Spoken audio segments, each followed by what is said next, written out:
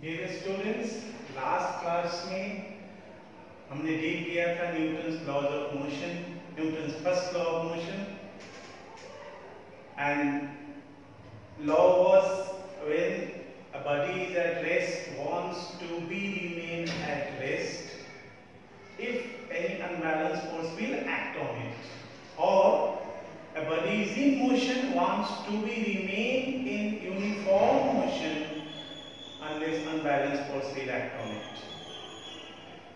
This Newton's first law of motion is also called laws of inertia of motion.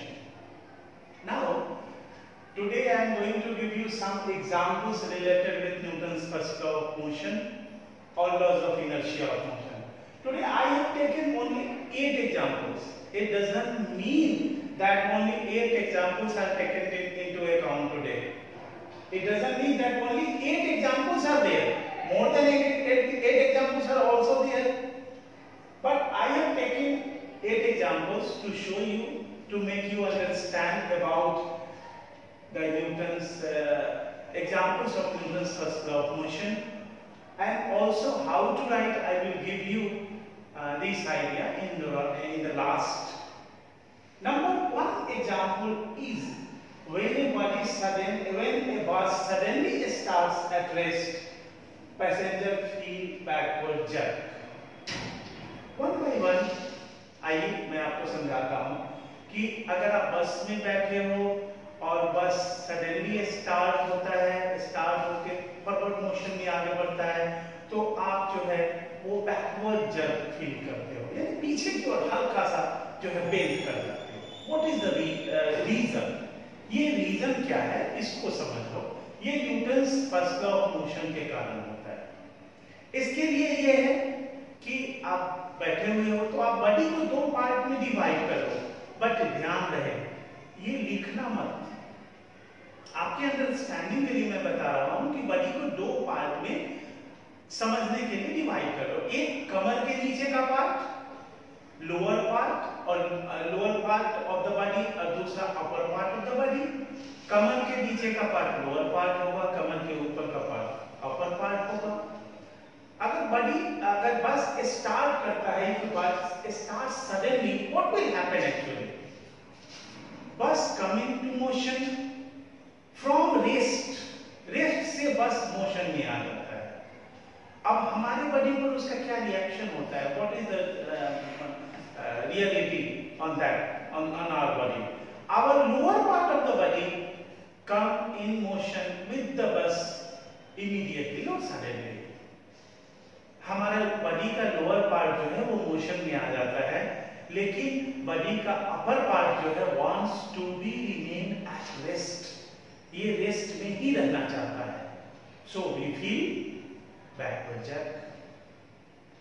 Now, second question or second examples are there when a bus stops suddenly, passengers feel forward jerk. अगर बस चल रहा है, nice speed में अगर है बस, और बस के सामने कोई ऑब्स्टेकल आ गया रोड पर, तो निश्चित तौर पर बस ड्राइवर जो है सडन ब्रेक हो लेता है। तो जैसे सडन ब्रेक लेगा तो वी फील फॉरवर्ड जर्क, आगे की ओर हम लोग झुकते हैं। ये क्यों होता है? तो इसमें ये होता है when bus is moving, our whole body is in motion, but when bus driver takes sudden brake, our upper part of the body is in motion, but the lower part of the body comes to rest immediately. lower part जो है हमारा rest में आ जाता है immediate बस के साथ, लेकिन अपर पार्ट मोशन में ही रहना चाहता है। So we feel forward sir. अब ये दोनों क्वेश्चन जो है साइमल्टेनियसली दोनों में से एक पूछा जाता है। अब इसमें एक चीज आप ध्यान रखना, आप अनवांटेड लाइन लिखने का कोशिश नहीं करना, बिल्कुल सटीक लाइन लिखना, और निश्चित तौर पर आपको बेहतर मार्क्स इसमें मिलेगा। अगर बहुत सारा लाइन लिखोगे तो हम समझते हैं कि बहुत सारे लाइन से फिजिक्स को डील नहीं किया जा सकता है। चलिए सेकंड थर्ड क्वेश्चन पर आ जाए। Now third question is and third example is the card and coin experiment. What is the card and coin experiment?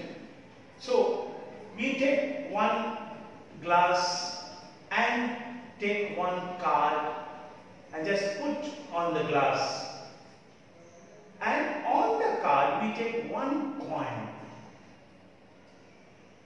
After that we will just arrange or do this experiment, and if we will give sudden jerk to the card, so card will move away, but the coin will come into the glass.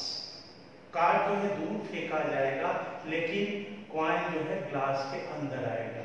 क्यों आएगा, इसको आप deal करिए। इसमें ये होगा कि आपने कार्ड को ग्लास के ऊपर रखा और कार्ड के ऊपर एक कॉइन रखा, देन आफ्टर आपने सडन जर्क दिया। सडन जर्क का मतलब बहुत थोड़ा मूवमेंट फास्ट होना चाहिए। देखिए ये ध्यान रखिएगा कि आप उसको हल्का जर्क मत दीजिएगा। हल्का जर्क अगर दीजिएगा तो क्या होगा, कार्ड के साथ साथ कॉइन को भी मोशन आ जाएगा, इसलिए कॉइन भी दूर चला जाएगा। बट ये लिखिएगा मत, ये ध्यान रहे। इसीलिए सडन जर्क जरूर आप ध्यान दीजिएगा, लिखिएगा उसमें सडन जर्क दीजिएगा, देन कार्ड जो है वो दूर फेंका जाएगा, move away, and the coin will come into the glass. अब ये कैसे होता है, इसको अगर आप डील करना चाहिए तो when we give sudden jerk to the card will come into motion suddenly, but coin is at rest, wants to be remain at rest, means coin जो है due to inertia at rest में ही रहना चाहेगा, उसको motion नहीं आएगी, then card जो है दूर फेंका जाएगा और कॉइन उसके अंदर जाएगा, ग्लास के अंदर। एक और चीज ध्यान दीजिएगा, मैं जो भी बोल रहा हूं उसमें लॉजिक होनी चाहिए फिजिक्स की। इनर्शिया ऑफ मोशन किसके पास है, इनर्शिया रेस्ट किसके पास है। अगर आप वो कर लेते हो तो बेहतर, अगर वो भी लाइन आपकी है और गलती से कहीं थोड़ी सी गलती आपकी हो जाए उस क्वेश्चन के अंदर, तो आपको छूट पूरी मिलती है, हम लोग पूरी छूट देते हैं। लेकिन जो inertia of at rest, inertia in motion किसको आया, वो अगर आप डील कर देते हैं तो निश्चित तौर पर we teachers realise that the student knows very good. The thing is the student is not able to write, चलिए उसको थोड़ा सा हम इग्नोर कर सकते हैं, बट आप इसको ध्यान रखिएगा। Now third question is there, fourth question now, striking a pile of carom coin. अब कैरम बोर्ड खेलते हो, कैरम खेलते हो, छोटा छोटा उसका कॉइन होता है, कॉइन को एक के ऊपर दूसरा आप लगा दो, एक पाइल के ऊपर बनता है, पाइल बनता है, पाइल से ही पिलर बना है, पिलर वर्ड, तो पाइल आप खड़ा कर दो और स्ट्राइकर से when you give sudden jerk to this coin or the pile, one coin will move away from the pile, पूरा का पूरा पाइल खड़ा रह जाएगा, एक कॉइन उसमें से निकलेगा, बिकॉज कॉइन जो है वो पूरा कॉइन जो है पाइल के अंदर, that is at rest, wants to be remain at rest due to inertia at rest. This is the cause. And if we will give sudden jerk through the striker to one coin will come into motion. एक coin ही motion में आया, बाकी का बाकी pile जो है वो rest में ही है और वो उसी तरह खड़ा रहेगा, पाइल नहीं गिरेगा। आप ये ध्यान देना। फिर मैं एक चीज और आगे बता देता हूं जो लिखना मत, ये भी आप ध्यान देना, और वो है कि अगर आप स्ट्राइकर से पाइल को स्लोअर जर्क दोगे, हल्का सा जर्क दोगे, तो पूरा का पूरा पाइल को जो आप फोर्स दे रहे हो ना, वो पूरा का पूरा मोशन में आ जाएगा और पाइल गिर जाएगा। क्वेश्चन हमारा ये नहीं है, क्वेश्चन को ये समझो कि वो पाइल जो है कैरम कॉइन के पाइल को पर जब हम सडन जर्क देते हैं तो एक कॉइन जो है उसमें से निकलेगा, पूरा का पूरा पाइल स्टैंड रहेगा, खड़ा रहेगा। ये question. Next fifth one, when a beaten with a stick, dust comes out.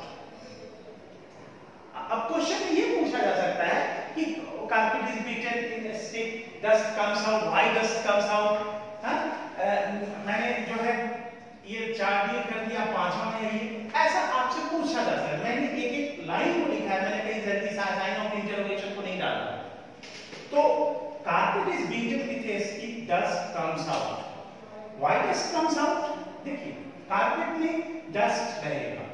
Now when we beat a carpet with a stick, we will give sudden jerk or sudden force so that the particles of carpet come in motion suddenly. But dust wants to be remain at rest due to inertia at rest. Dust जो है, धूल जो है rest में ही रहना चाहेगा, इसीलिए वो अलग हो जाएगा। बस आप इतना लिखना। Next 6th question, when you set a wet cloth, teeny water droplets comes out. जैसे देखो हम लोग नहाते हैं, स्नान करते हैं और कपड़ा को जो है धो लेते हैं, धो करके उसको निचोड़ देते हैं, स्क्वीज करते हैं और उसको हम लोग सडन जल देते हैं, झाड़ते हैं। तो क्या होता है, टीनी ड्रॉपलेट्स और वाटर ड्रॉपलेट्स जो है वो आता है। कैसे आता है? क्योंकि हम लोग क्या करते हैं कि जब उसको वॉश करते हैं तो वाटर ड्रॉपलेट्स उसके अंदर रहता है और वाटर ड्रॉपलेट्स अंदर रहने पर जब हम जग देते हैं तो क्लॉथ के जितने भी पार्टिकल्स हैं उस जग के कारण, सडन जग के कारण वो मोशन में आ जाता है। But water droplets wants to be remain at rest due to inertia at rest. Water droplets inertia at rest में ही रहना चाहता है और जब sudden jerk देंगे तो क्या होगा कि droplets जो है वो अलग हो जाएगा। Next question or next thing is that some leaves may get detached from a tree if we vigorously shake its branch. जब हम लोग पेड़ को हम लोग सडनली जब हिलाते हैं तो क्या होता है, कुछ पत्ते उसमें से चले जाते हैं, निकल जाते हैं। या इसी पर एक और क्वेश्चन है जो मैंने लिखा नहीं है। अभी आम का सीजन है या अभी लीची का भी सीजन है।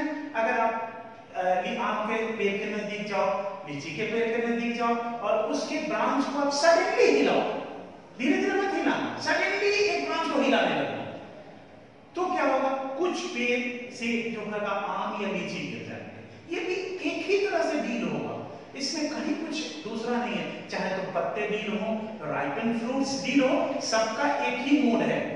इसलिए मैंने एक ही क्वेश्चन को लिया है।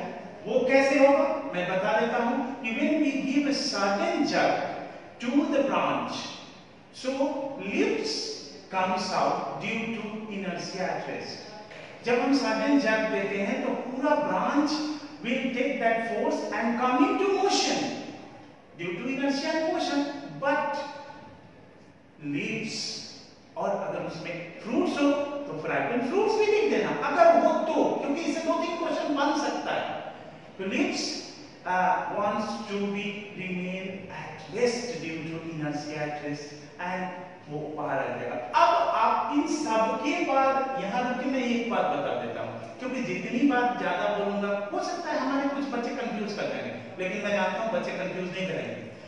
अब आप देखो कि आप मेरे से क्वेश्चन कर सकते हो कि सर इनर्शिया एट रेस्ट में था, कोई इनर्शिया मोशन में था, अलग हो गया, आगे झुक गया, गिर गया, क्यों हुआ? देखो अगर एक पार्टिकल इनर्शिया एट मोशन में रहेगा, दूसरा पार्टिकल इनर्शिया एट रेस्ट में होगा, मैं सारे के ऊपर एक जवाब दे देता हूं। वो लॉजिक अपने दिमाग में रखना, कोई जरूरत नहीं है बहुत लिखने की, क्योंकि आदमी बहुत अच्छा करने में कभी कभी कोई गलती कर बैठता है। और आपको 9 से अपना पूरा बिल्डिंग, अपने कैरियर के बिल्डिंग को स्टार्ट करना है बहुत बेहतर ढंग से। उसमें ये होता है कि अगर दो बॉडी या दो पार्टिकल एक मोशन में है और दूसरा रेस्ट में है, अगर होगा तो इनर्शिया रेस्ट इनर्शिया मोशन से क्या होगा, रिलेटिव मोशन स्टार्ट होता है। ड्यू टू रिलेटिव मोशन एक जो है वो एक के ऊपर जो है इफेक्ट आएगा, ये कारण है। बट ये उन बच्चों के लिए है जो अगर बहुत समझ रहे हो तो अपने पॉकेट में रखो, अदरवाइज जिस बच्चे को दिक्कत हो रहा हुआ तो आप ये अभी 1 मिनट का समय आप भूल जाओ कि मैंने क्या बोला, बट आप वैसे लिखना, नंबर आपको बहुत अच्छा मिलेगा। चलो last one, that is it is advised to tie the luggage with a rope on the roof of the buses. बस जब कभी आप ट्रैवल करते हो तो आप कुछ सामान लेके जाते हो, आपका सामान अगर थोड़ा सा है तो सीट के पास रख लेते हो, लेकिन ज्यादा है, थोड़ा बड़ा लगेज है, तो उस बस का कंडक्टर या स्टाफ कहता है कि आप ऊपर दे दीजिए, हम उसको बांध के रख देंगे। क्यों बांधते हैं बस को, उस लगेज को? उसको बांधने के पीछे हमारा ये लॉजिक है, ये फिजिकल कॉज है कि when the bus starts coming to motion, then with the motion of the bus our luggage will also come into the motion. So there is maximum probability that the luggage will fall down from the bus. So inertia के exchanging को रोकने के लिए उसको हम बांध। तो 8 examples मैंने दिया, हम उम्मीद करते हैं कि 8 आपके समझ में आ गया होगा। आज से कुछ और एग्जाम्पल्स आप डिफरेंट बुक्स में भी देखोगे, मुझे उम्मीद है, लेकिन मैं आपसे अब रिक्वेस्ट ये करता हूँ, मैं as a teacher request word use कर रहा हूँ कि आप इसको लिखने का प्रयास करो, क्योंकि लिखोगे अच्छा से तो नंबर बढ़िया से मिलेगा। आप अगर बहुत सारे लाइन लिख दिए, एरिया बहुत पेज लिख दिया, लेकिन अगर कुछ नहीं है उसमें तो आपको मार्क्स नहीं मिलेगा। Okay, thank you.